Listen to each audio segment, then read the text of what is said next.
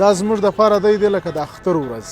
دا نه زما دپاره بلکې د ټول افغان ملت دپاره، ټول افغان کډوال په دې ورځ باندې په دې خبره باندې ډېر سخت زیات خوشحاله دي. بیا د وطن مینه داخل کې چاته دی نه معلومېږي لکه موږ ته چې د پولې دې غاړې ته راوښتي یو دلته د مهاجرت یا د کډوالۍ شپې سبا کوو.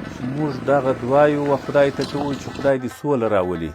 33 کاله کېږي چې موږ دلته مهاجر پراته یو، نو موږ خپل وطن ته تږي یو. خدای دې سوله راولي، قراري دې خدای راولي، خدای دې انتفاق و افغانستان ته راولي. موږ هم پاکستان 33 کاله ساتلي یو، زموږ سره یې بده رویه نه ده کړې، ښه رویه یې کړې ده. خپل تر اوسه یې زموږ سره کومکونه کړي دي، همکارۍ یې کړي دي.